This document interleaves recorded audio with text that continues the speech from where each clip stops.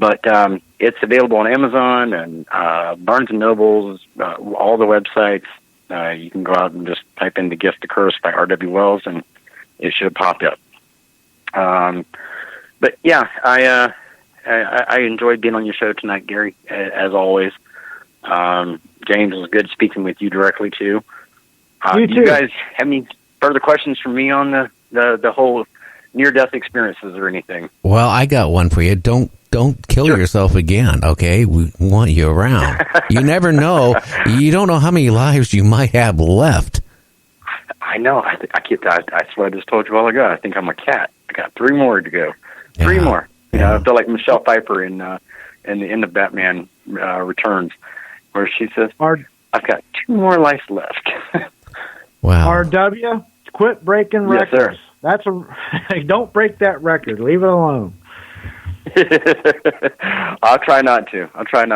But Gary, can I ask a question? Is it permissible for people to send positive thoughts towards your son's way? Yeah, please do, because he had a punctured lung, fractured pelvis, a whole bunch of other injuries, and he's in a lot of pain. Oh wow. Yeah, we send our hearts and our thoughts and our positive thoughts his direction. Whether you believe in God or don't, it doesn't hurt for you to send positive thinking, positive thoughts to this young man's way, because having gone through the lung situation, having the intubation, I know what that's like, and I know the excruciating pain that he had to go through to get that tube in there. Yeah. And I know I'm guessing the tube is still in there. No, they removed it. The problem he has now, he can't lay down to sleep. So the poor kid is, he's 26 years old, but I mean, the past week, he's having a hard, not getting any sleep or anything. I got to jump out of here. It's almost at the top of the hour. RW, I want to thank you so much, my friend, and you are my friend. Yeah. And I enjoyed that. Yes, you are, and we are, and I want you to remember that I've got you in my heart and my mind always. And I listen to your show as often as I possibly can between work, but I'll talk to you privately about something else about that situation too.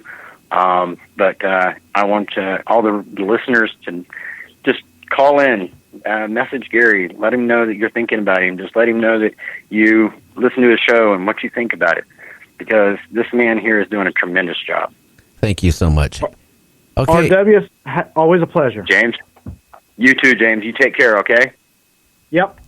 Okay, James and RW, I'm going to cut you both free. I got to run a couple commercials here for the stations, and then I'm going to bring on Tobias Wayland, and we're going to be talking about cryptic monsters. Both you guys have a great weekend. I look forward to hearing it.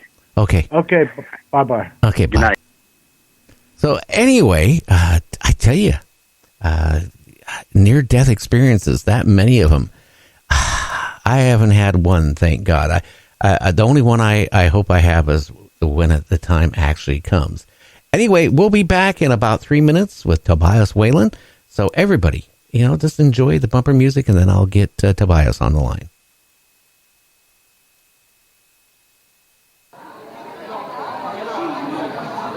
What we are asking for from the government is full disclosure. We know what we're seeing, and there are too many of us. We're not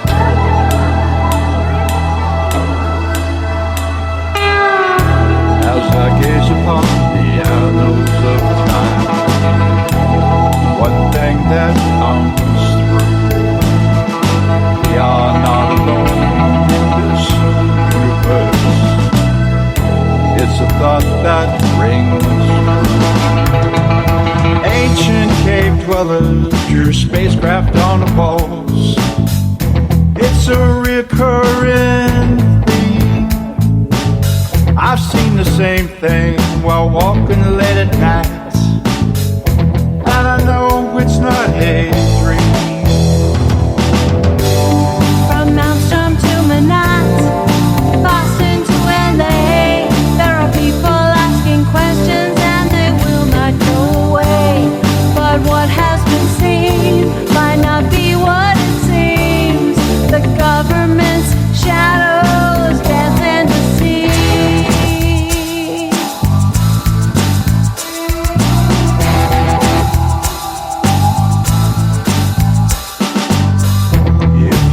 for the truth, they will ridicule everything you say and do. It's all part of a deception. It's a puppet master's tool. And I've seen those craft shut down into silos from 10 miles away. And there ain't nothing that the Pentagon can do. They can't make them go away. From Malmstrom to Manhattan, Boston to LA, there are people asking questions and they will not go away. But what has been seen might not be what it seems. The government's shadows dance and deceive. From Malmstrom to Manhattan, New York to LA. You are all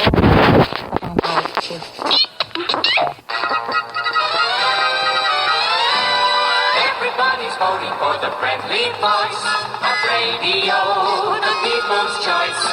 Music, weather, sports, and news, it's radio. The people choose. Everybody's swinging to the swinging voice of radio, the people's choice. Big fry, small fry, dawn to dawn, it's radio that turns them on.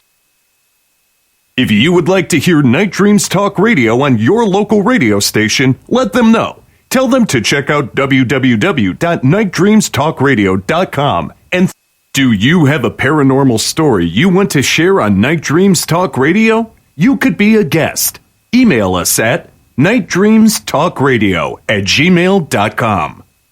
You are listening to Night Dreams Talk Radio Network, from our compound to you worldwide, with your host, Gary Anderson. Well, that is me. Well, RW, I want to thank you again for being on, and James for being on the first hour. I still keep thinking about that poor lady. It fell in her septic tank and was in there for 3 lonely days and nights. I don't even know how she survived. I don't know what the outcome down the road of being in that waste for that long a time, what could do to her physically, the bacteria and all that stuff. Well, right now we're going to get Tobias on. Let's give him a call and let's talk about cryptids and monsters and stuff like that.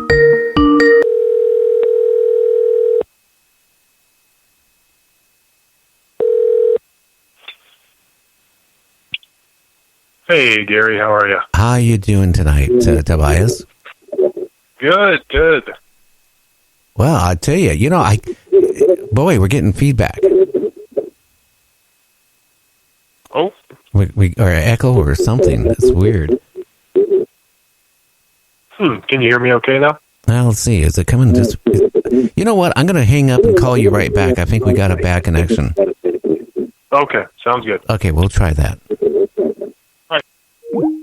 Okay, that does happen with Skype sometimes, and hopefully it's nothing on this side here causing it. Let's see what happens here.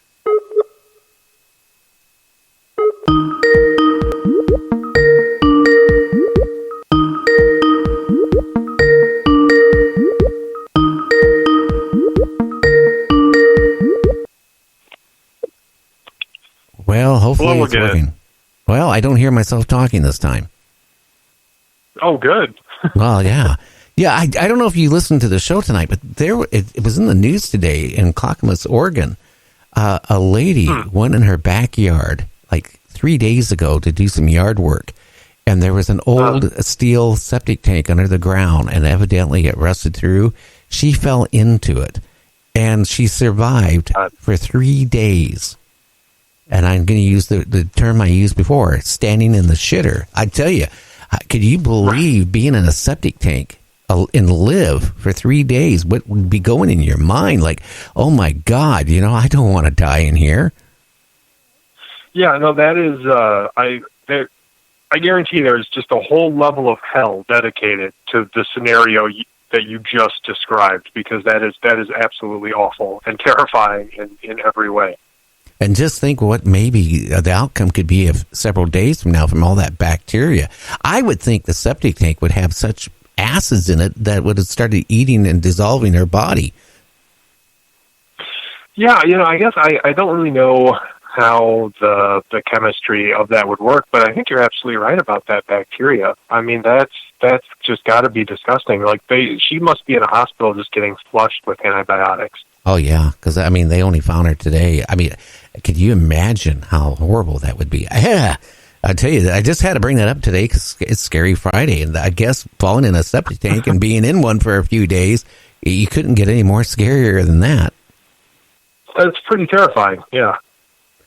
Well, why don't you tell the listeners a little bit about yourself, Tobias, and then hopefully you got some good, scary monster cryptic stories we can talk about. Sure. So for anybody not familiar with me or what I do, my name is Tobias Wayland, and I am the head writer and editor for the Singular Fortean Society. And we are a Fortean research, investigation, and journalistic organization. And we cover all things strange and unusual. And as far as scary stories are concerned, so I was sort of just looking through our news section, and then looking at some of the stuff that Emily and I have done, because we've certainly, racked up our share of spooky stories at this point. And, I've got a few different categories. So, I've got ghosts, I've got winged and flying humanoids, and I've got UFOs and alien abduction. And so I've put everything sort of by category. So I don't know if there's one that you think people would be most interested with us starting with, but that's what I've done. Well, I tell you, my friend Joe was back on the show, Joe Taylor. And remember I told you about the Mothman? One of his friend ran in and hit a Mothman. Evidently, several months later, she ran into the Mothman again in the same area. Really? Yeah.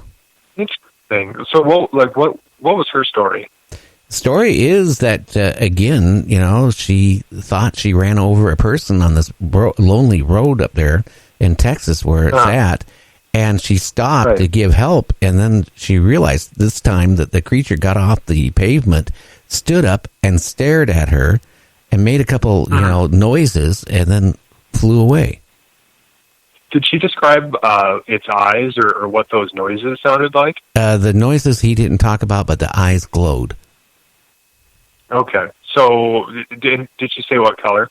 Just out of curiosity. I believe, if I remember right, it was red. Okay. I mean, that's pretty standard, I think, right? I mean, usually in my experiences, most witnesses describe either red or orange, although I've heard green. That's popped up a few times, so you just never know. But what was the second encounter? That was the second one. The first one, she actually hit it and put a dent in the car, in the fender. Oh, on the driver's side. That's right.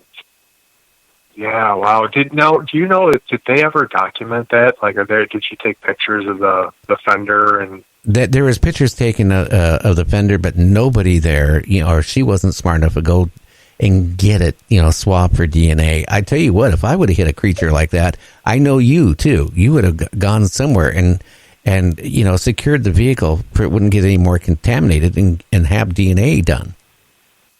Sure. Well, you're absolutely right, and it's very common for people to have that reaction.